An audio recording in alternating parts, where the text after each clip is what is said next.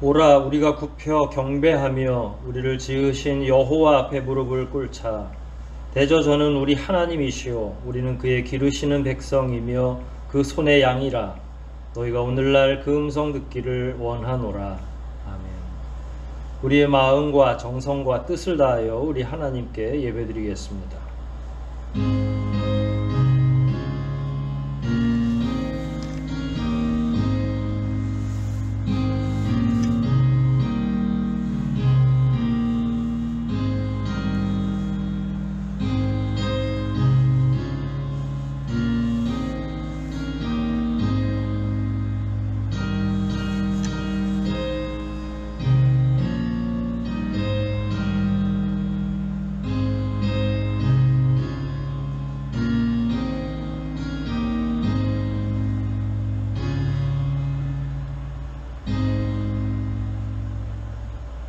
거룩하고 자비하신 아버지 하나님, 하나님의 귀한 은혜 가운데 주의 자녀들 지나간 한 주간도 각자의 맡겨진 처소에서 최선을 다해 살게 하시고, 또한 아버지의 보호 아래 경배하는 삶 살 수 있도록 허락해 주신 그 은혜를 인하여 감사와 영광을 돌려옵나이다. 이 시간 저희들 다시 한번 주님의 은혜를 구하며 머리 숙이고 주님 앞에 나왔사오니, 주님 앞에 자신을 드리고 성심을 다해 예배하는 모든 자들마다 귀하신 능력으로 채우시고 인도하여 주시옵소서. 이 시간 오직 성령과 진리로 예배케 하시고 성삼위 하나님께서만 이 예배를 흠양하여 주시옵소서. 모든 것 주님께 의탁하오며 우리를 구속하신 예수 그리스도 이름 받들어 감사하며 기도하옵나이다. 아멘. 우리 함께 찬송하시겠습니다. 함께 부르실 찬송은 37장입니다. 37장 함께 찬송하시겠습니다.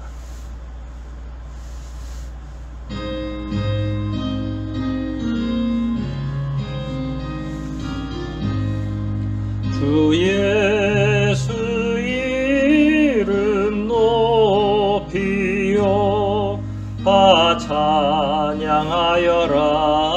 다 찬양하여라. 금멸유관을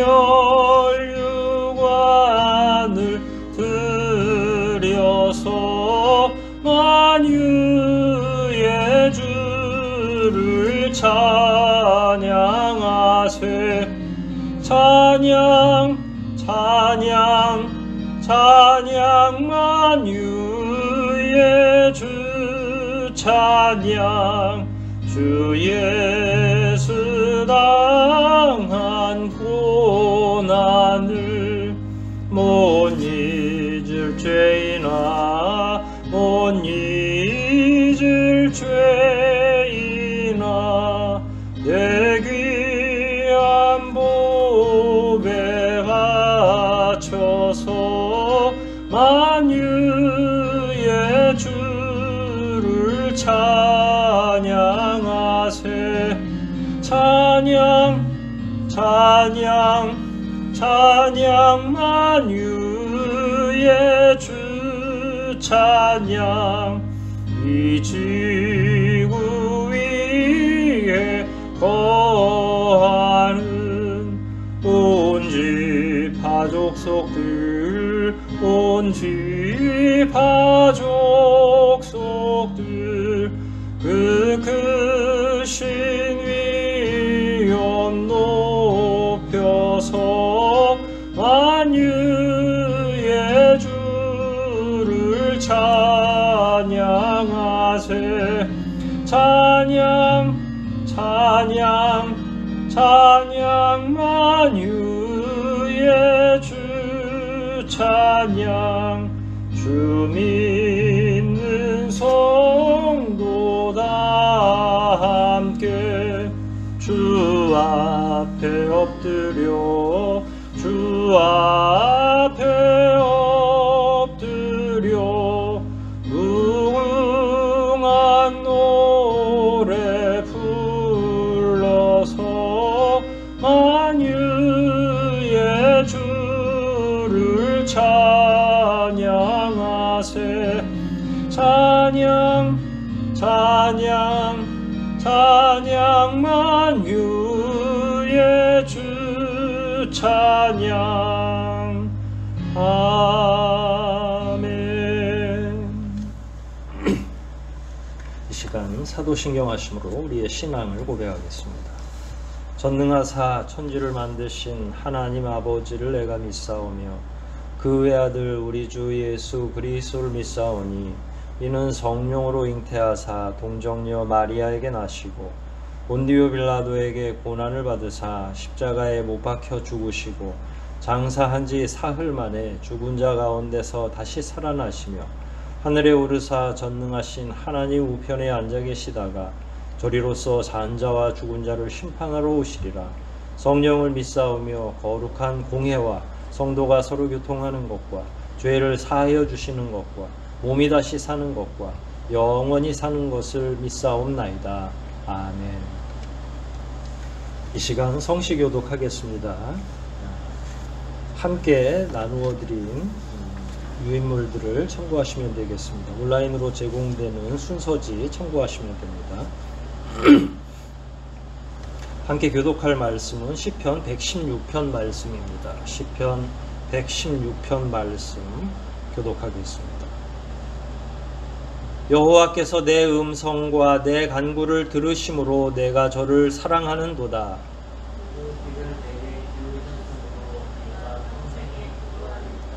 사망의 줄이 나를 두르고 음부의 고통이 내게 미침으로 내가 환난과 슬픔을 만났을 때에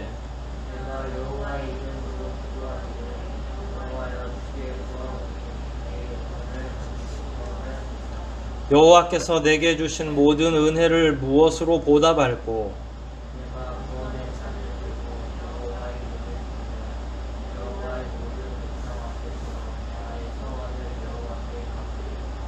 성도의 죽는 것을 여호와께서 귀중히 보시는도다.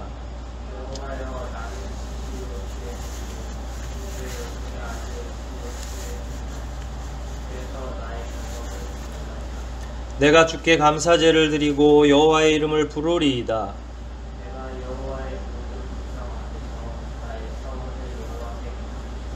예루살렘아 네 가운데서 여호와의 전정에서 내가 갚으리로다. 할렐루야.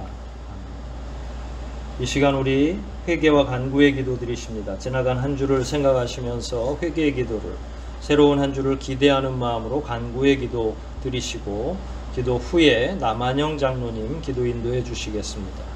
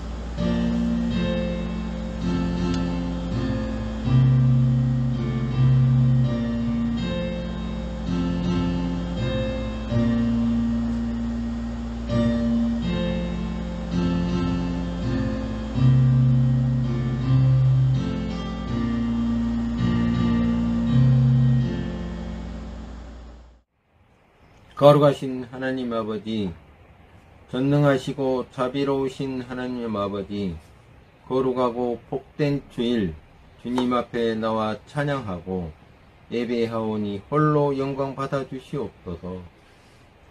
예수 그리스도의 보혈을 의지하여 은혜의 보좌 앞에 담대히 나아가오니 우리의 예배를 기뻐 받아 주시옵소서.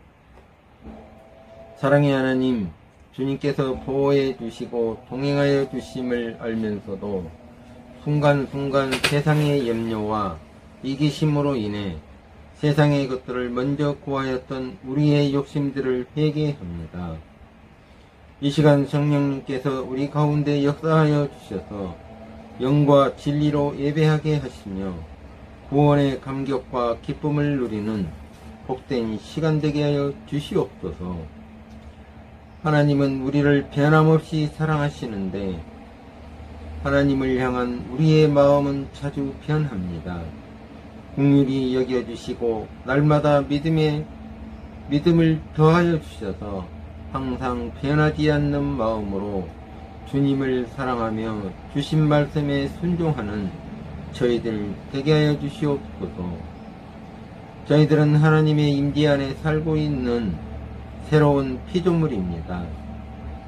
나의 행위나 자신을 믿고 사는 자가 아니라 말씀을 믿고 하나님께서 은혜로 주신 것을 감사함으로 받아 누리는 복된 삶을 살아갈 수 있도록 인도하여 주시옵소서.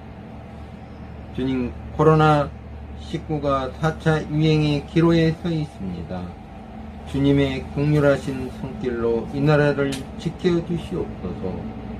속히 코로나의 확산이 멈춰지게 하여 주시고 경제가 살아나고 우리의 삶이 다시 정상을 되찾게 하여 주시옵소서. 모두가 지쳐있는 이때에 육체적으로 경제적으로 고통받고 있는 이들을 예면하지 않고 그리스도의 사랑으로 품고 섬길 수 있는 한국 교회가 될 수 있게 하여 주시옵소서. 이곳 전흥동 꼭대기에 위치한 하늘소망교회를 사랑하시는 주님, 저희 교회가 죽어가는 영혼들이 주님 안에서 새 생명을 얻게 하시고 상처 입은 심령들이 치유되며 삶의 의미와 목적을 잃어버린 분들에게 귀한 소망이 되는 교회가 되게 하여 주시옵소서. 또한 사랑하는 성도님들의 가정을 지켜주시고 우리 성도님들이 이웃들에게 선한 영향력을 미치며 베푸는 가운데 기쁨을 누리게 하여 주시옵소서. 나누어 주고 섬기는 가운데 주님께서 주시는 참 기쁨을 맛보게 하여 주시옵소서. 질병으로 고통당하는 우리 성도님들 주님 찾아가 만져주시고 두려움과 걱정 가운데 있는 성도님들을 위로하여 주시고 평온케 하여 주시기를 간절히 바랍니다. 오늘도 단위에 세우신 목사님 영육간의 강건함으로 세워주시고 전하는 말씀을 통해 우리의 심령이 새로워지는 예배가 되게 하여 주시옵소서. 예배 가운데 함께 하실 주님을 찬양하며 우리 주 예수 그리스도의 이름으로 기도드립니다. 아멘. 하늘에 계신 우리 아버지여, 이름이 거룩히 여기움을 받으시오며 나라에 임하옵시며 뜻이 하늘에서 이룬 것 같이 땅에서도 이루어지이다. 오늘날 우리에게 일용할 양식을 주옵시고 우리가 우리에게 죄 지은 자를 사하여 준 것 같이 우리의 죄를 사하여 주옵시고 우리를 시험에 들게 하지 마옵시고 다만 악에서 구하옵소서. 대개 나라와 권세와 영광이 아버지께 영원히 있사옵나이다. 아멘.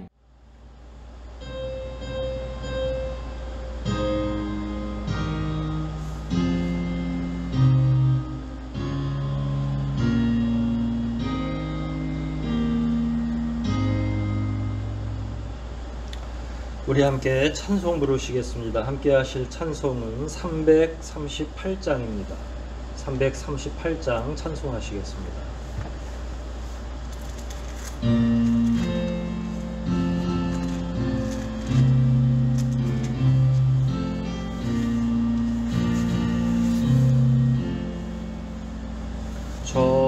전부여 의지 없소서 손들고 옵니다. 주 나를 박대하시면 나 어디 가리까. 내 죄를 씻기 위하여 피 흘려주시니 곧 회개하는 마음으로 주 앞에 옵니다. 전부터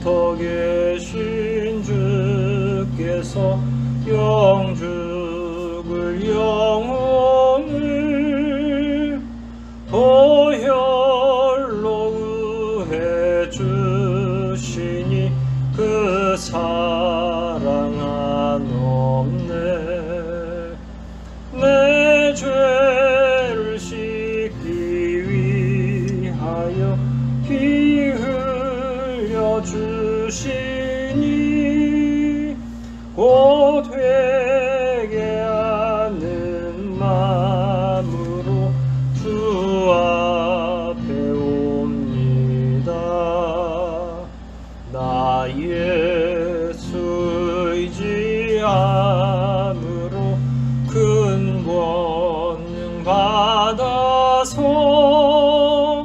주 앞에 구한 모든 것들 얻겠습니다.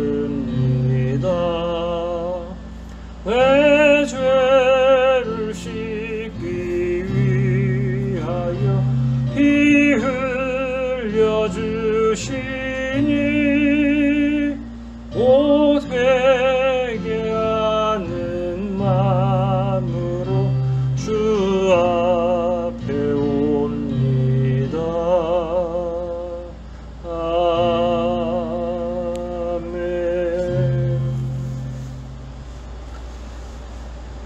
교회 소식 특별한 상황은 없습니다. 하지만 코로나 사태가 계속 더 엄중해지고 오늘 이 영상을 녹화한 토요일까지도 1,400명이 넘은 상태입니다.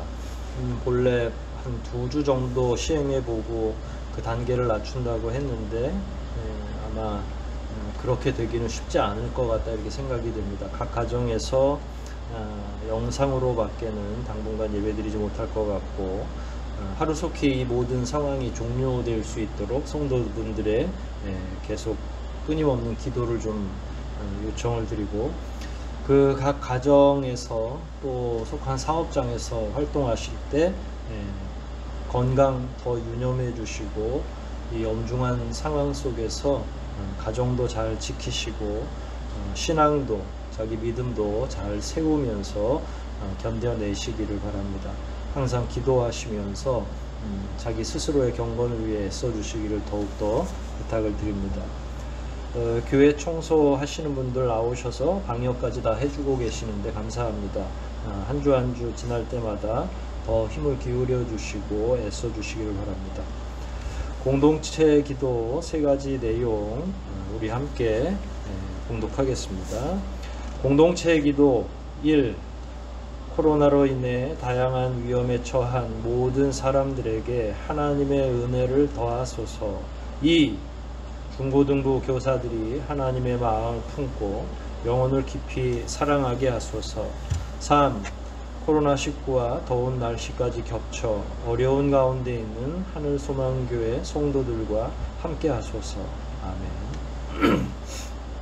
우리가 후원하고 있는 선교사분들 또 각 선교 지위에서 계속 기도해 주시기를 바랍니다. 우리가 운영하는 기관과 그 기관의 직원들 위해서도 애써 주시고 기도해 주시기를 바라고 지역 아동센터에서 일하고 있는 한동실 센터장님 위해서도 계속 기도해 주시기를 바랍니다. 이 시간 하나님 앞에 헌상 올립니다. 각 가정에서 헌상해 주시고 온라인으로 교회로 송금해 주셔도 되고 다시 만나서 면대면 예배할 때 가지고 나오셔도 되겠습니다. 헌상하시고 교회로 보내주셔도 되고요. 우리 한번 기도하시겠습니다.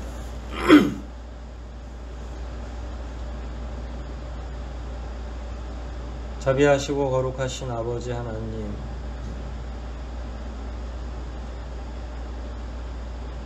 감염병 사태가 우리가 원하는 대로 더 좋아지지 않고 오히려 좋지 않은 상황에 처해 있고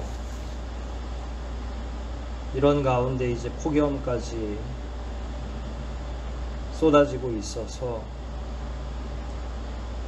여러 면에서 믿음 생활하고 일상생활을 하는 것이 어려운 가운데 있사옵나이다.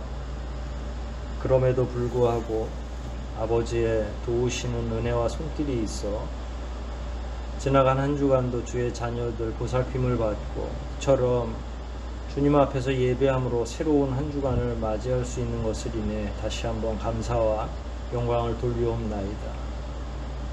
늘 주의 자녀들을 눈동자처럼 보살피시고 세미한 음성으로 각자의 기도에 응답해 주시는 아버지의 귀한 사랑을 믿으며 이 시간도 주님 앞에 아낌없이 저희의 모든 것을 드리는 마음으로 헌상하였사오니 11조와 감사의 예물 그리고 여러 제목의 헌상들을 아버지 앞에 돌려놓사오니 하나님 아버지께서 이 헌상들을 기뻐 받아주시고 흠양하실 뿐만 아니라 이 헌상들이 각각의 제목을 따라 잘 사용될 수 있도록 큰 능력으로 또한 아버지의 지혜로 함께하여 주시옵소서. 다른 그 무엇보다 우리 교우들의 강건함, 우리 각자의 건강을 위해서 아버지 앞에 기도하오니 연로하신 집사님, 권사님들의 건강을 지켜주시고 아무 탈 없이 잘 지낼 수 있도록 인도해 주시고 몸된 교회 공동체에 속해 있는 모든 가정과 그 가족 구성원들도 이 상황이 끝날 때까지 더욱더 아버지께서 안전하게 지키시고 보살펴 주시기를 원하옵나이다. 우리가 하루하루 살아가는 것이 기적 같고 아버지께서 함께하지 않으시면 어찌할 바를 모르는 저희의 이 연약함을 아시는데 건강뿐만 아니라 우리에게 꼭 필요한 경제적인 부분도 채워주시고 이 어려운 과정을 경험하는 모든 성도들이 주님 앞에서 더욱 든든히 서갈 수 있도록 모든 분야에 걸쳐서 아버지의 섭리를 보여주시기를 원하옵나이다. 단순히 경제적인 문제뿐만 아니라 우리의 영적인 부분도 그 어느 때보다 더욱더 견고해져야 하고 아버지 앞에 더욱더 거룩하게 나아가야 되는 것을 저희가 압니다. 연대면 얼굴을 보며 기도할 때보다 저희들이 지금 더 영적으로 민감하게 도와주시고 보는이 없더라도 하나님 앞에 참으로 예배할 수 있는 저희가 되도록 진리로 주장해 주시기를 원하옵나이다. 이 코로나 감염 사태는 모든 이들에게 불편을 초래하고 있지만 특히 믿음을 가진 우리들에게는 매우 심각한 믿음의 시련 기간이라고 저희들이 생각을 합니다. 전체 공동체로 봐도 그렇고 우리 각자의 믿음을 놓고 봐도 과연 우리가 이 시대에 어떻게 함께 교회를 이루고 어떻게 각자의 삶의 현장에서 그리스도인으로 살아낼 것인지를 깊이 묵상하지 않고서는 자기의 믿음을 지키기 어려운 그런 시대인 줄 압니다. 그저 하루하루 시간만 허송할 것이 아니라 이런 기간을 통해 더욱더 우리의 믿음이 분명해질 수 있도록 도와주시고 그 믿음 안에서 주의 자녀들과 그 가정과 또 우리가 영향을 끼치는 모든 부분들이 오히려 그 이전보다 더욱 든든해지고 하나님 앞에서 성실하게 운영될 수 있도록 진리로 충만케 하여 주시옵소서. 우리 하늘소망교회도 하나님이 지켜주시기를 원하옵나이다. 이 교회가 어떻게 세워졌고 지금까지 어떤 은혜 가운데 있었는지를 저희들이 압니다. 도와주신 그 은혜, 그 귀한 능력을 묵상하며 이 시간도 다시 한번 주님께 요청하오니 이 하늘소망교회를 더욱 든든히 세워주시고 속한 모든 교우들이 말씀에 순종할 수 있도록 도와주시고 하나님 말씀이 직접 교회뿐만 아니라 우리 각자의 삶도 통치할 수 있도록 개별적인 은혜를 허락하시고 우리 모두가 참으로 이 험난한 시대에 그리스도의 참된 제자들이 다 될 수 있도록 더욱 깊은 진리로 인도하여 주시기를 원하옵나이다. 하나님이 이 시간 저희들이 말씀 가운데 다시 서 있기를 원하옵나이다. 2000년 전에 기록되어 있는 말씀이지만 살아있고 운동력 있는 것을 믿사오니 이 시간 주의 말씀이 저희들을 붙잡아 주시고 충만하게 역사하여 주시고 귀하신 그 능력 안에 저희들이 포함될 수 있도록 이 시간도 함께하여 주시옵소서. 오직 시종을 주님께 의탁하오며 우리를 구속하신 예수 그리스도 이름 받들어 감사하며 기도하옵나이다. 아멘.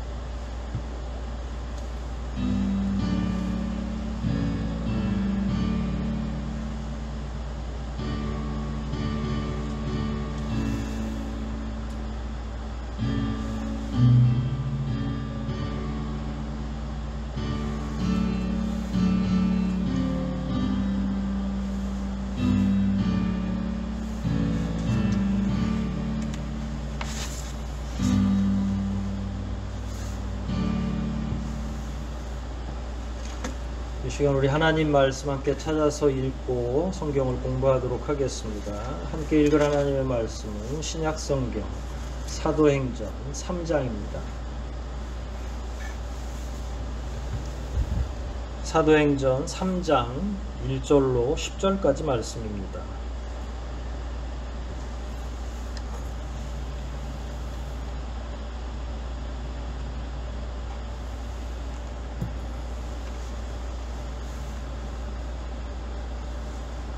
사도행전 3장 1절로 10절까지 찾으셨으면 저하고 여러분들 한 절씩 교독하고 마지막 10절은 합독하도록 하겠습니다. 사도행전 3장 1절부터 제가 먼저 읽기를 시작하겠습니다. 제9시 기도 시간에 베드로와 요한이 성전에 올라갈새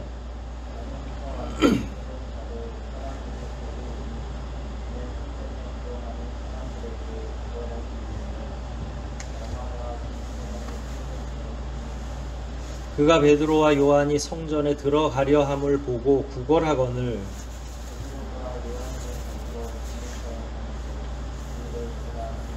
그가 저희에게 무엇을 얻을까 하여 바라보거늘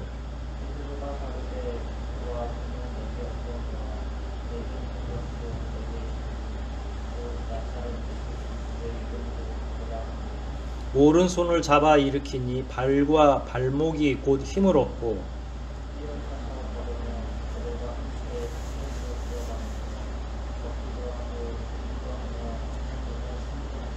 모든 백성이 그 걷는 것과 및 하나님을 찬미함을 보고 그 본래 성전 미문에 앉아 구걸하던 사람인 줄 알고 그의 당한 일을 인하여 심히 기이 여기며 놀라니라.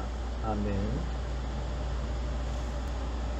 오늘 말씀은 우리가 잘 알고 있는 본문이기도 하고 그 배경을 이렇게 살펴보면 우리가 지난주에 이야기를 나눴던 예수님의 부활, 승천, 그 이후에 이어지는 말씀이라고 생각하시면 되겠습니다.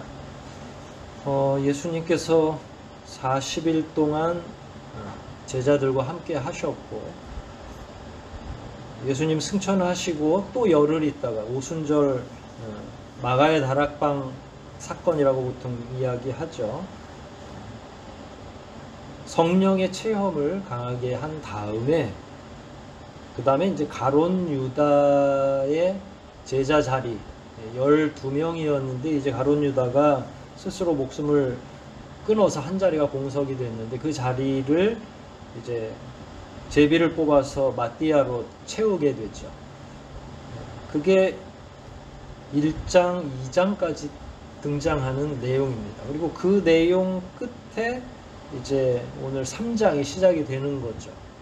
어떻게 보면 매우 일상적인 삶을 이렇게 기록하고 있는데 1절에서는 제9시 기도 시간에 베드로와 요한이 성전에 올라갔다 이렇게 이제 기록을 시작을 하는 거죠. 우리가 방금 함께 교독한 것처럼 이 본문 말씀은 일종의 제자들이 베푼 제자들이 자기들 손으로 뭐 여기서 뭔가를 자기들이 만들었다는 이야기는 아니고요. 예수 그리스도 없이 제자들이 처음으로 일으킨 기적이다 이렇게 생각을 할 수 있습니다.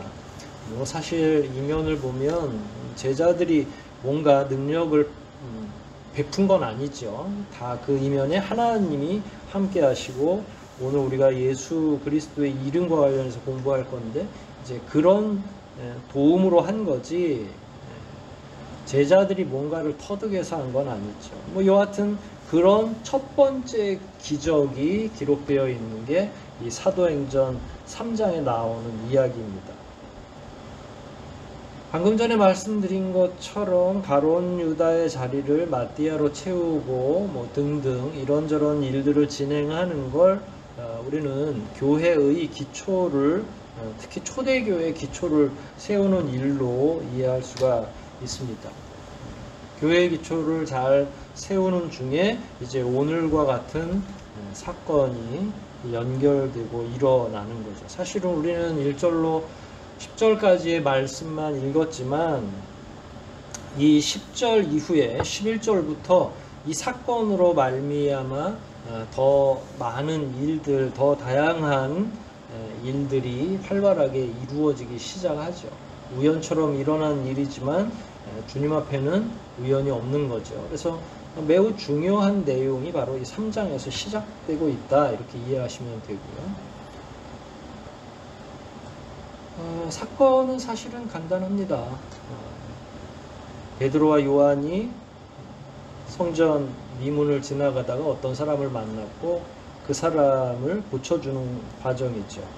근데 사실은 지금 베드로와 요한은 원래 예수님이 부활하시고 나서 승천하시기 전 말이죠. 자기 고향으로 다 돌아갔다가 이제 다들 다시 예루살렘으로 돌아왔어요. 왜 돌아왔을까? 예루살렘에 교우들이 가장 많기 때문에 돌아온 거죠.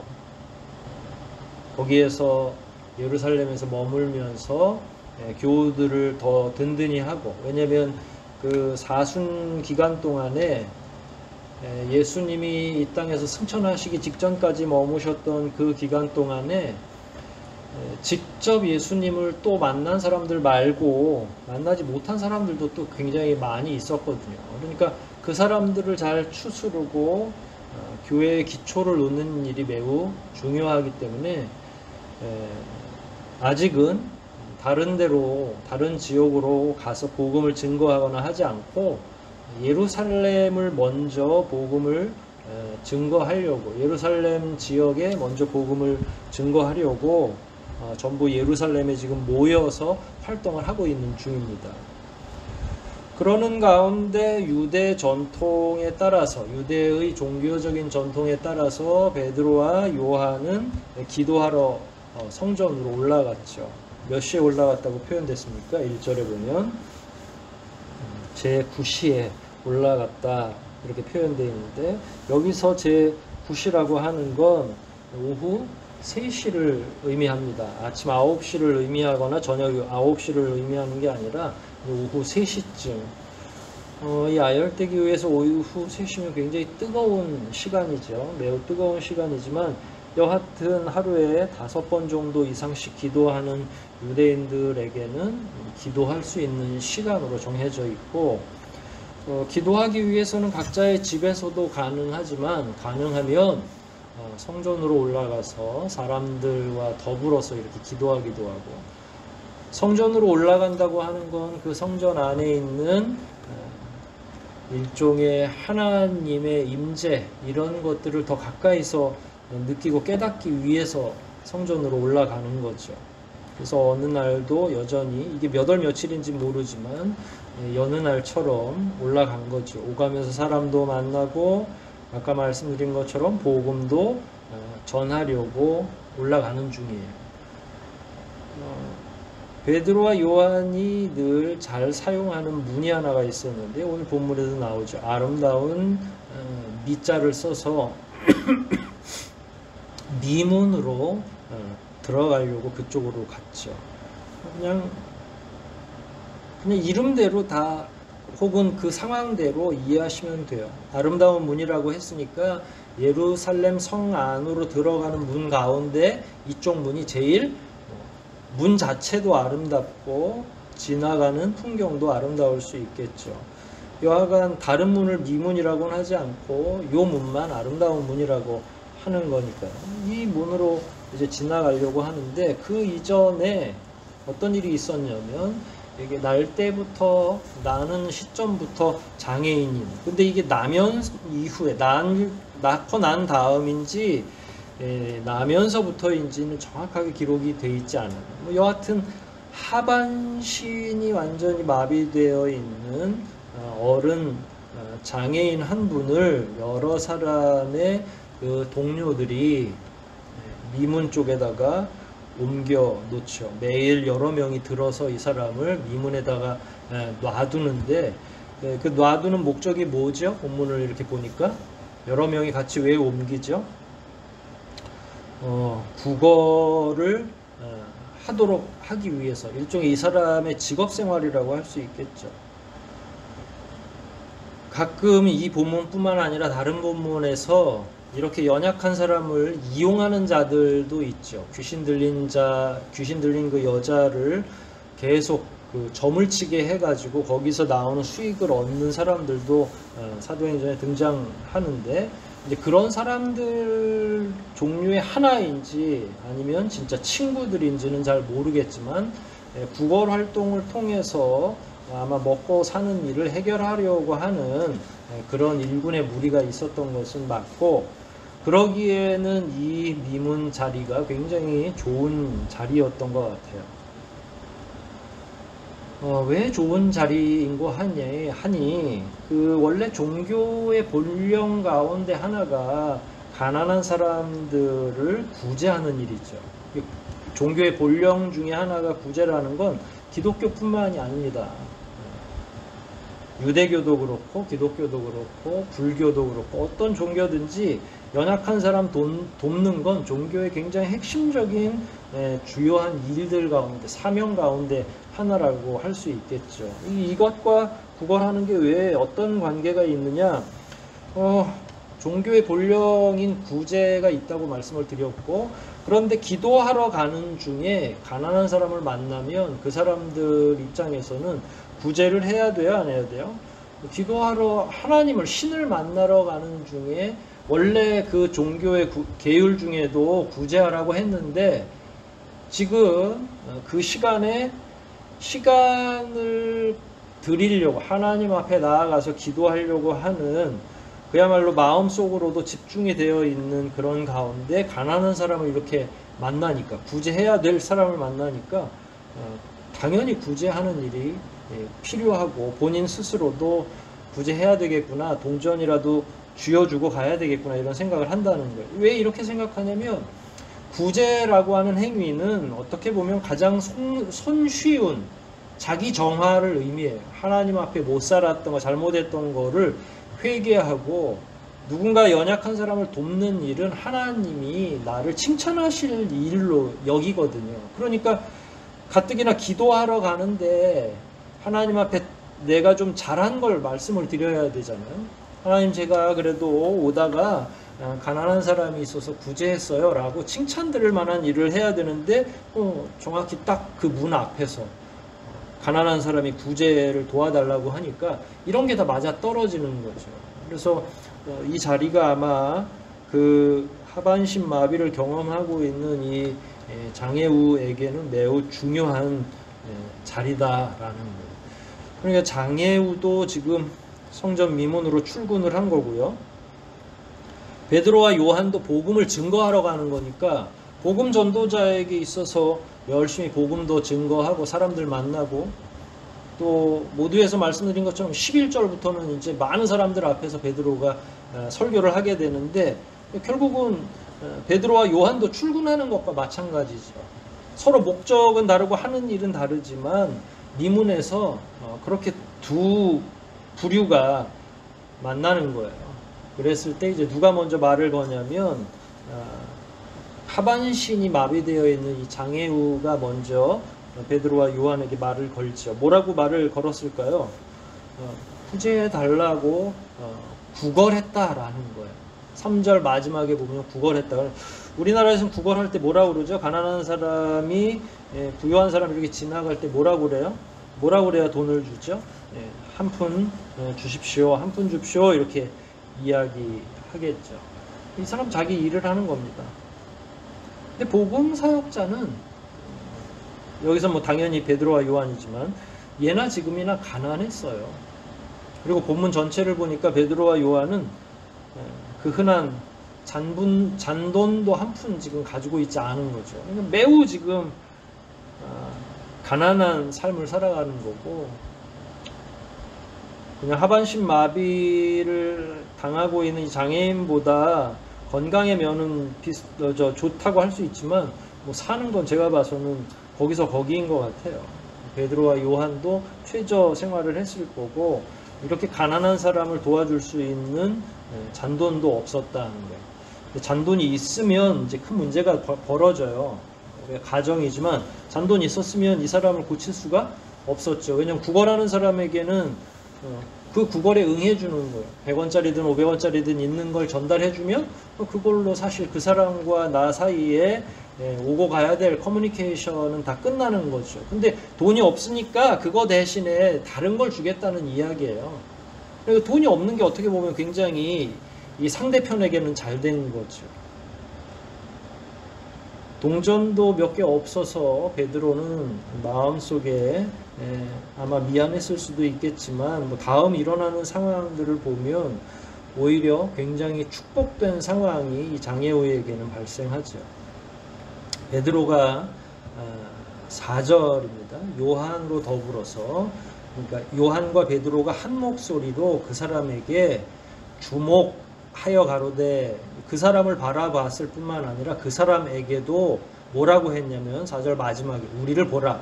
이거를 또 주목이라고 그러잖아요. 그러니까 베드로와 이 요한도 그 사람을 매우 주의 깊게 살펴보면서 동시에 그 사람에게도 뭘 요청했냐면, 자, 우리를 봐라.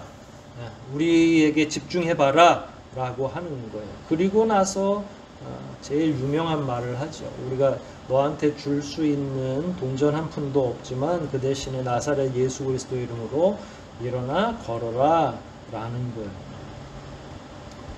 사실 이게 이제 굉장히 유명한 말이라고 말씀드렸죠. 나사렛 예수 그리스도의 이름으로 일어나서 걸어라 라고 하는 이 말씀 말이에요. 여기서는 일어나 걸어라 하지만 다른 많은 기적의 현장에서도 나사렛 예수 그리스도의 이름으로 명하노니 라고 하는 이 관용적 언어가 여기서 처음으로 사용되고, 이후에는 매우 자연스럽게 계속 사용되고, 심지어 오늘날에도 다 뭐 강하게 성령을 촉구하거나 축복 기도하거나 할 때, 혹은 귀신을 내쫓을 때 다 이렇게 우리 기도하고 있잖아요. 지금까지. 그러니까 그걸 제일 먼저 사용된 본문이 바로 이 본문이에요.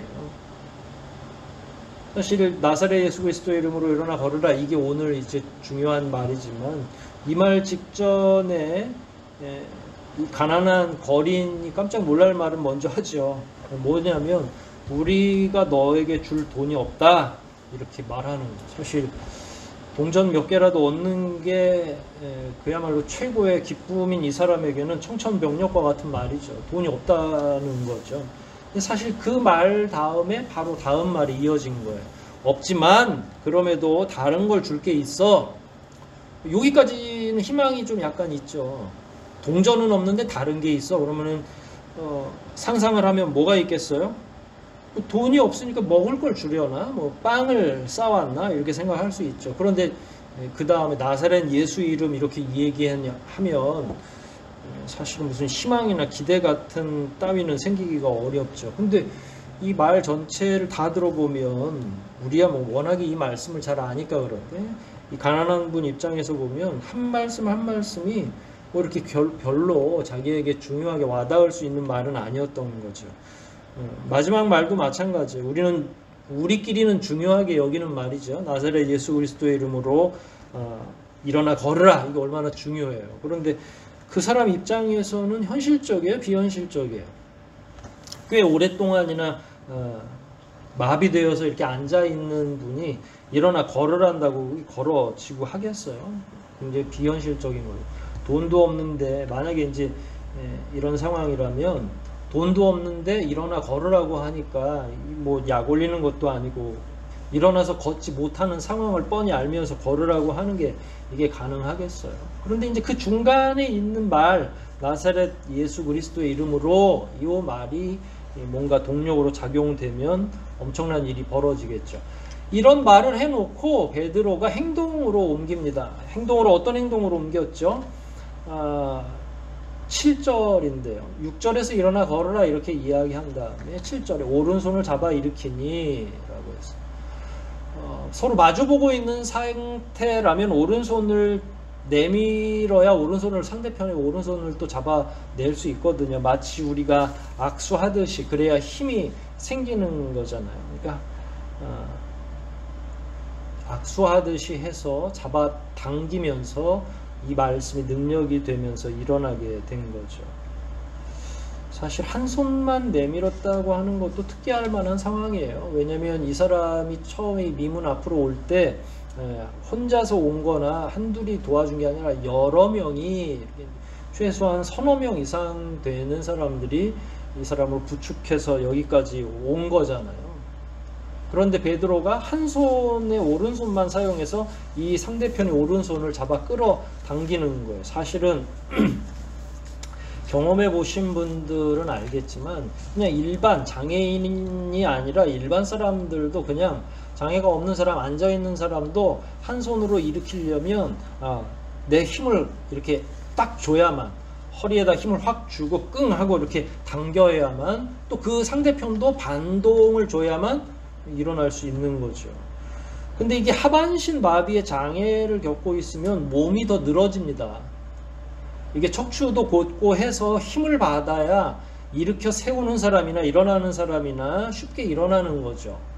그런데 하반신 마비가 되면 이렇게 늘어져서 이게 혼자서는 도저히 끌어당길 수가 없는 거예요.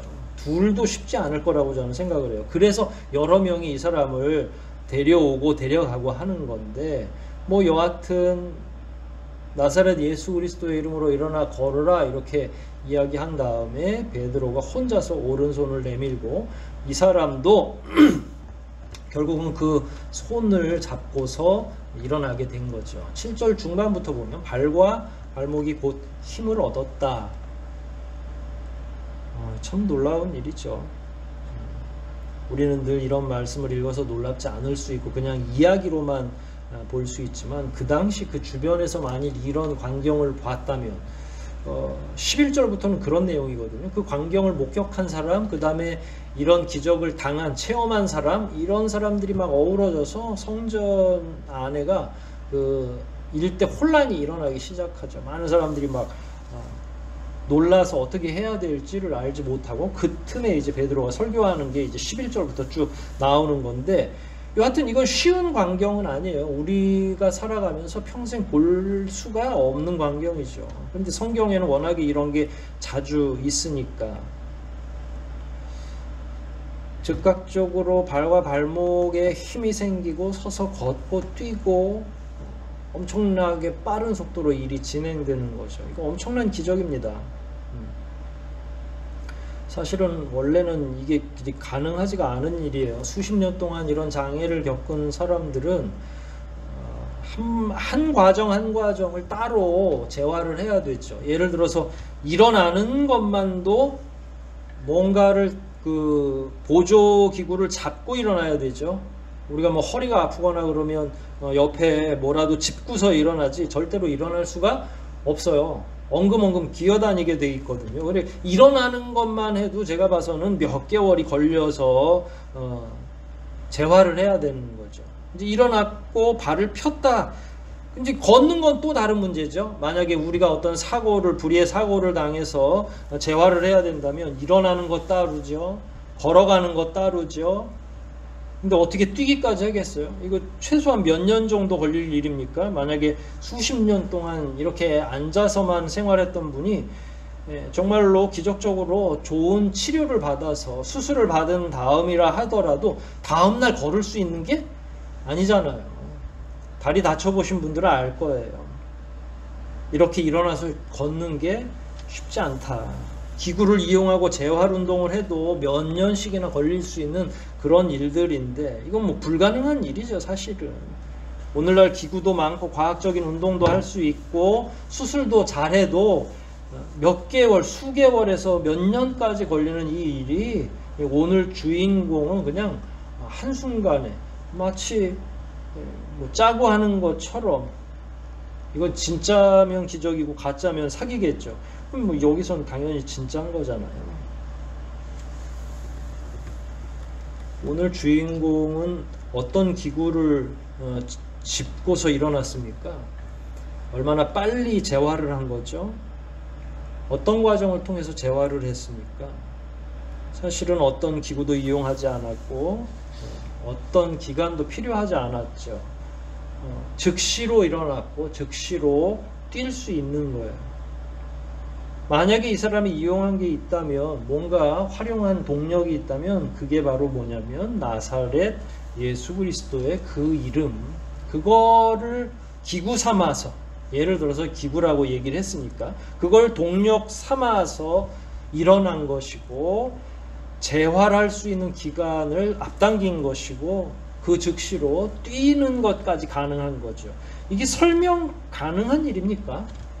이건 과학적으로 설명 불가능하죠. 베드로가 오른손에 능력이 있어 뭔가 안수를 잘해가지고 한 건지, 그렇다고 또 뒤에 성경들을 쭉 연결해서 보고 제자들의 삶을 추적해 보면 베드로만 이런 능력이 있는 거는 아니죠. 제자들이 전부 다 이런 능력을 베풀 수 있죠. 그러니까 이게 사실은 설명하기가 쉽지 않아요. 성경 내에서도 쉬운 게 아니죠. 하나님의 능력, 예수 그리스도의 능력을 덧입는 이런 기적적인 일들은 쉽게 설명할 수 있는 게 아닙니다. 그럼에도 불구하고 모든 제자들은 이런 게 가능한 거죠. 결국 예수 그리스도께서는 부활 승천하시면서 그냥 혼자만 쑥 올라가 버리신 게 아니라 본인의 이름을 우리에게 허락하신 거예요. 그 이름, 예수 그리스도라고 하는, 여기는 지명까지 나왔죠. 나사렛 출신의 예수 그리스도라고 하는 이 이름만 준 게 아니라 그 이름의 이면에 있는 그 이름의 권세까지도 우리들에게 허락해 주시고 올라가는 거죠.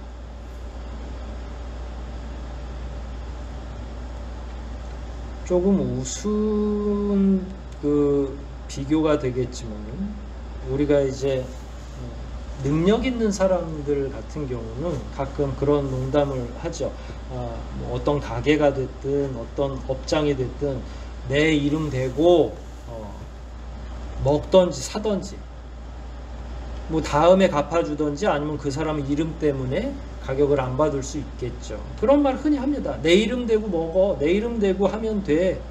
왜 상을 지는 일도, 사실은 그건 갚겠다고 하는 신뢰 관계가 그 안에 포함되어 있는 거고, 때로는 진짜 이 이름 댔더니 융숭한 대접을 받으면 그 이름 자체가 권세를 의미하는 거잖아요. 인간 세상에서도.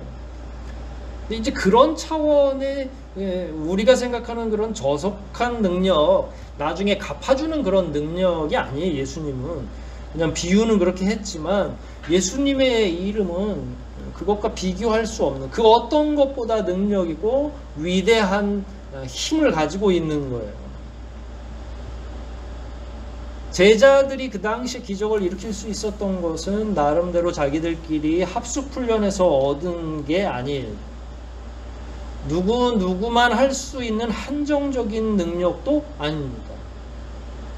어느 누구든지 예수 그리스도의 이름으로 복음을 증거하는 과정 중에 깊은 믿음으로 그 이름을 부르기만 하면, 그 이름을 부르는 자는 다 그 능력을 행할 수 있는 거죠. 방금 전에 제가 말씀하면서 이미 그 대답을 드렸는데, 이름만 부르면 되는가? 누구든지 아무나 다 나사렛 예수 그리스도 이름으로 명하노니 일어나 걸어라, 뭐 이렇게 소리치면 다 일어나 걸어지는 건가? 모든 병이 다 치유가 되는가? 그렇지 않습니다. 이거는 한정이에요. 어떤 한정이 있냐면 믿음이 전제되어야만 한다라고 하는 한정적인 사용 가능한 내용인 거죠. 만약에 그 안에 믿음이 없으면 말하는 사람이나 그걸 듣는 사람이나 신뢰관계가 형성되어 있지 않고 그 중심에 있는 예수 그리스도의 이름이 어떤 능력이 있는지에 대한 기대감도 없고 아무런 신뢰가 없는 사람은 아무리 옆에서 유명한 목사가, 능력 있는 목사라고 소문난 목사가 막 기도해주고 심지어 나사렛 예수 그리스도의 이름으로 막 끊임없이 계속 촉구한다 할지라도 아무 일도 일어나지 않죠. 무슨 일인가 일어나려면 그 안에 믿음이 있어야 돼요. 믿음이 없으면 아무리 멋지게 발언을 한다 하더라도 불가능한 거죠. 하지만 믿음이 있으면 그 말을 하는 사람이 설사 어린아이라 할지라도 하나님의 능력, 하나님의 위대하신 능력이 그 순간에 벌어지는 거죠. 하나님의 능력으로 구할 수 있는 겁니다. 그러니까 예수 그리스도는 십자가로 우리의 영혼을 다 누구나 다 구원해 주셨죠. 그리고 나서 예수 그리스도의 이름으로, 그분이 이제 더 이상 이 땅에 존재하지 않으시면서부터는 이제 그 이름의 능력으로 누구든지 활용할 수 있도록, 사용할 수 있도록, 구원만 해놓고 덩그러니 가신 게 아니라 이 땅에서 능력 안에서 보호를 받으며 살아갈 수 있는 모든 준비까지도 다 해놓고 승천을 하신 거죠. 그러니까 얼마나 은혜가 있고 자비로운 분이십니까? 구원했으니까 끝, 이게 아니라 그 이후의 삶도 전부 대비를 해 놓으신 거죠. 우리에게도 그 이름을 주셨습니다. 가장 쉽게 이해할 수 있는 게 예수님의 이름으로 기도하는 거예요. 예수님의 이름으로 기도한다는 건 그 이름의 능력을 믿고 간구하는 걸 의미하죠. 그 능력 안에서 기도하는 걸 의미해요. 우리의 기도 행위가 능력이 있는 게 아니라, 기도를 많이 해서 이루어지는 게 아니라, 그 기도 안에 누구의 이름으로 기도합니까? 예수 그리스도의 이름으로 기도합니다 할 때 그 이름의 능력에 우리가 의존해서 기도하기 때문에 뭔가 역사가 일어나고 위대한 일들이 일어나는 거죠. 그러니까 그런 이름을 우리에게 주셨다는 이야기예요. 근데 이게 너무나 오묘해서 다른 종교에서는 중보자가 있습니다. 신과, 원래 가장 위대한 신과 인간 사이에 중보자가 있죠. 예수님이 원래 중보자셨죠. 중보자라는 건 뭐냐면 이러는 거예요. 그러니까 일종의 높은 사람 만나려면 비서실에 들어가잖아요. 그럼 비서실에 들어가서 시간하고 내가 약속했던 거, 내가 뭐 때문에 여기 와서 그 대표를 만나려고 하는지를 다 이야기해요. 그러면 그 비서가 들어가서 높은 사람에게 누가 찾아왔고 이렇게 소상하게 얘기를 하죠. 그러면 이제 그때에서야 비로소 높은 양반이 대답을 하거나 뭘 하는 거예요. 그런데 이런 모든 과정을 예수님이 그 이름 안에다가 다 엎어놓고 매번마다 나를 찾고 다시 하나님께 가는 게 아니라, 그러지 말고 너희가 직접 한 사람 한 사람이 자유롭게 아무 때나 그냥 내 이름으로 쑥 만나러 들어가면 된다. 중보자에게 기도하고 그 중보자가 신에게 다시 간구하는 그런 형태가 아니라 우리가 직접 그의 이름으로 하나님 앞에 직접 나아갈 수 있는 그 길을 이 이름 가운데 열어주신 거예요. 그러니까 능력을 행할 때에도 이 이름이 소용되지만, 기도할 때든 그리스도인들의 삶의 매 순간마다 이 이름은 그냥 능력으로 바로 표현되고 사용할 수 있는 매우 중요한 일종의 믿음의 수단이 되는 거죠. 예수 그리스도의 이름이라는 건 이처럼 많은 의미들이 있는 겁니다. 예수님은 승천하시면서 그의 가장 위대한 능력, 그 이름의 능력을 제자들에게, 그리고 오늘날 우리들에게 주신 거예요. 결국은 모든 걸 다 주셨다고 이해하면 되죠. 어떤 건 기도해야 되고 어떤 건 기도하지 않아도 되는 게 아니라, 모든 자의 삶 속에서 이 땅 끝나서 다 하나님 앞으로 돌아가는 그 시간까지 우리는 끊임없이 기도하도록 되어 있어요. 왜냐하면 연약하기 때문에 그렇습니다. 의존해야 되고 해결을 받아야 되는데 우리 힘으로 안 되니까 절대자이신 하나님께 간구해야 되는데, 직접 못 나가면 예수님 통해서 나가야 되는데, 그게 아니라 우리에게는 직접 나아갈 수 있는 그 이름의 권세를 주신 거죠. 하나님 아버지라고 먼저 기도에 시작을 하잖아요. 예수님에게 기도하는 게 아니라 예수님의 이름으로 기도하는 거잖아요. 그러니까 우리에게도 그야말로 모든 걸, 그 능력의 이름을 다 주신 거죠. 참으로 감사하고 위대한 일이 아닐 수 없습니다. 우리는 오늘날 그 이름의 그 위대성을 알고 그 이름에 기대어 살고 있는지 한번 되돌아보고 묵상할 필요가 있습니다. 이미 주님은 다 주셨는데 너무 갈급하게 살아가고 있는 건 아닌지, 이미 그 이름으로 우리에게 모든 걸 허락하셨는데 아무것도 받지 못한 줄 착각하고 가난하게 살고 있는 건 아닌지 되돌아볼 필요가 있다는 이야기예요. 다 주신 가운데 뭘 또 안 주시겠다고 하시겠어요? 그 이름으로 구하는 것마다 다 주시는데. 그러니까 우리가 회복해야 될 건 그 이름의 의미를 회복하고 그 이름의 능력을 제대로 이해하고 그 이름이 빛을 발하기 위해서는 결국 우리 스스로의 믿음이 가장 중요한 거니까 이런 것들에 대한 묵상이 필요한 거죠. 지금 우리에게는. 그저 성경에서 배운 건 있어서 나사렛 예수 이름으로 하면 뭔가 이루어진다 했으니까 주문을 외우듯이 한다고 되는 게 아니라 정말로 그 이름을 믿느냐 하는 것, 이게 전제가 된다면 우리는 어떤 것도 두려워하며 살아갈 필요가 없는 거죠. 이미 예수 그리스도의 이름이 우리에게 주어졌고 사용할 수 있도록 허락받았으니까. 그래서 우리는 매번 기도할 때마다 그의 이름으로 기도하는 것 아니겠습니까? 그렇게 부여된 권세가 얼마나 위대하고 능력 있느냐 하는 거예요. 얼마나 그 이름을 주신 것 자체가 우리에게 있어서 큰 은혜고 큰 사랑이냐 하는 거예요. 아무에게나 다 사용하라고 했지만, 누구나 다 사용할 수 있는 거지만 참 믿음 안에서 이걸 사용한다는 게 얼마나 귀한 일인지는 그 이름의 능력을 믿고 알고 깨닫고 실천하고 살아가는 사람 외에는 사실은 이해하기가 어렵죠. 하나님의 능력이 부족해서 우리가 기적을 체험하지 못하는 게 아니라 실은 이미 다 주셨는데 그 이름의 권세를 잘 이해하지 못해서 우리가 현장에서 그 능력이 일어나는 걸 우리 스스로가 체험하지 못하는 거예요. 여러분, 그리스도 안에서 예수 그리스도의 이름이 우리 삶에 얼마나 위대한 것인지를 한번 체험하며 살아갈 수 있기를 권면을 드립니다. 이게 무슨 말인고 하니, 우리 삶에 기적이 필요한 순간이 많이 있습니다. 작은 일부터 큰 일까지.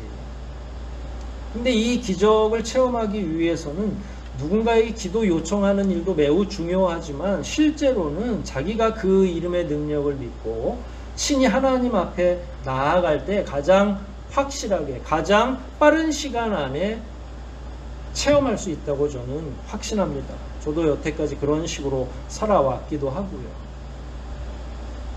여러분들이 이 예수 그리스도의 이름을 신실하게 받으시고 믿으시고 그 이름으로 만일 기도하신다면 하나님이 여러분과 저의 삶에 친히 오셔서 능력을 베푸시고, 꼭 생명을 살려서의 어떤 위대한 능력만이 능력이 아니라 소소하고 작은 부분들을 하나님이 간섭해 주시고 위로해 주시고 채워 주시고 해결해 주시는 걸 우리가 우리의 삶의 현장에서 느낄 수 있다, 이 말입니다.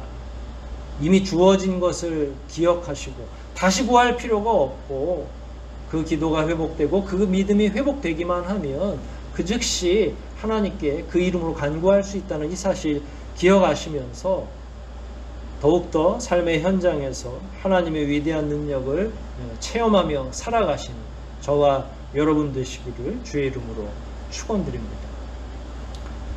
우리 한번 이 말씀을 생각하면서 기도하시겠습니다. 예수 그리스도의 이름의 권세가 무엇인지, 그 이름의 능력이 얼마나 큰지, 얼마나 크길래 하반신 마비를 경험하며 수십 년을 산 사람을 단번에 일으킬 수 있었는지, 그리고 그 사건이 오늘날 우리들에게 무엇을 의미하고 또 우리는 어떻게 그와 같은 방식으로 귀한 능력을 체험할 수 있는지, 이 시간 다시 한번 말씀들을 묵상하면서 하나님 앞에 예수 그리스도 이름으로 직접 기도하십시다. 하나님, 우리 삶에서도 이와 같은 능력을 행해 주시옵소서. 믿음으로 나아가겠사오니 우리로 하여금 이런 능력 안에 살게 하여 주시옵소서. 이 시간 통성으로 함께 기도하시겠습니다.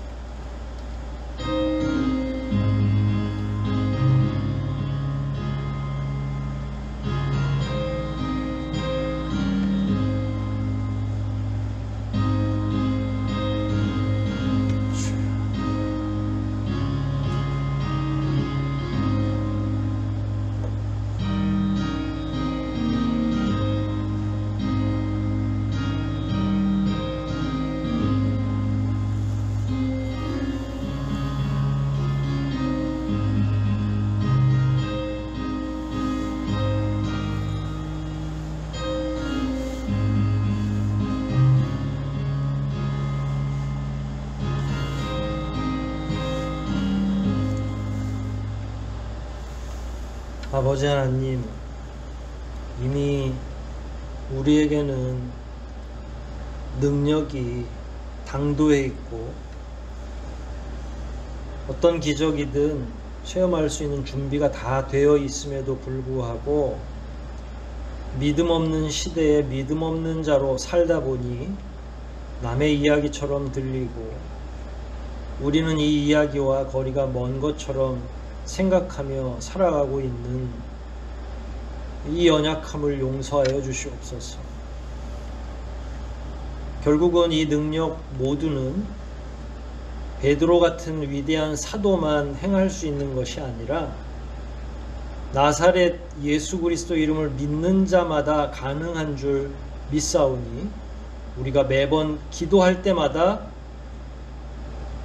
깊은 신뢰 가운데 예수 그리스도의 그 구원의 능력뿐만 아니라 그 이름으로 이룰 수 없는 것이 없다는, 이 세상의 모든 것을 다 이룰 수 있다는 확신 가운데 기도하게 도와주시고 우리 삶의 가장 작은 부분부터 하나님이 섭리하시고 우리를 위로해 주고 계시고 우리를 위해 애쓰고 계신다는 사실을 명확히 이해하며 살아가게 도와주시옵소서. 이미 우리 주변에 있는 많은 것들이 주의 능력으로 이루어진 것을 저희들이 더 눈을 크게 뜨고 바라보게 해주시고 하나님을 믿는 것이 결국은 이런 놀라운 기적을 체험하며 살아가는 일인데 우리가 놓치고 있는 것이 무엇인지를 잘 기억하여 날마다 삶 속에서 그 위대한 이름으로 말미암는 작은 기적들 체험하며 살아갈 수 있도록 우리의 삶을 주장하여 주시옵소서. 모든 것 주님께 의탁하오며 우리를 구속하신 예수 그리스도 이름 받들어 간절히 기도하옵나이다. 아멘. 우리 함께 찬송하시겠습니다. 91장 함께 찬송하실 91장 함께 찬송하시겠습니다.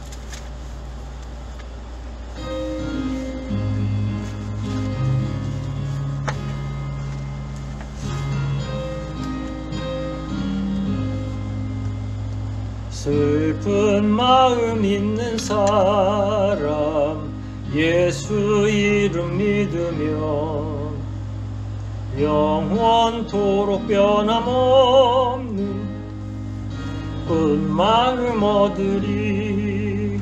예수의 이름은 세상의 소망이요 예수의 이름은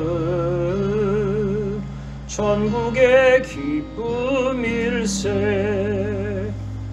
거룩하신 주의 이름 너의 방패 삼아라. 환난 시험 당할 때에 주께 기도드려라.